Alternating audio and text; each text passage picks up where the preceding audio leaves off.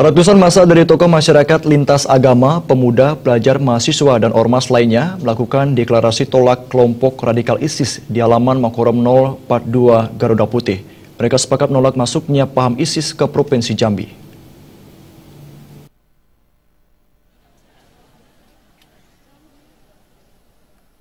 Deklarasi ini ditandai dengan penandatanganan tolak ISIS masuk ke Provinsi Jambi.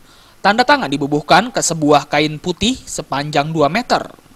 Para tokoh lintas agama, tokoh adat, pelajar, mahasiswa, tokoh pemuda ikut menandatangani deklarasi tersebut.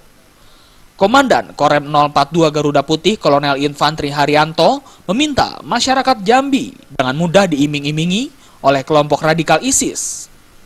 Biasanya mereka memberikan janji dengan gaji yang lumayan besar, serta hidup mewah. Dan Rem juga menyatakan orang yang mau berangkat dan bergabung dengan ISIS merupakan orang yang tidak waras. Deklarasi tolak ISIS di Provinsi Jambi, bahwa ISIS itu bukan gerakan agama.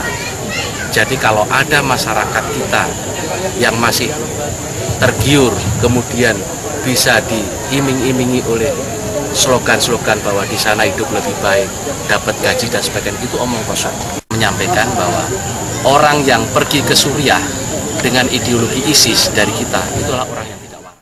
Beberapa waktu lalu, seorang oknum anggota polisi dari Polres Batanghari Jambi diduga telah bergabung dengan ISIS di Suriah. Namun, belum ada kepastian apakah oknum tersebut betul-betul sudah bergabung dengan kelompok radikal tersebut. Sedangkan seorang pelajar di kota Jambi diperiksa polisi setelah ditemukan beberapa aksesoris ISIS dan replika senjata laras panjang di rumahnya. Setelah diperiksa, pelajar tersebut kemudian dibebaskan karena tidak terbukti bergabung dengan ISIS.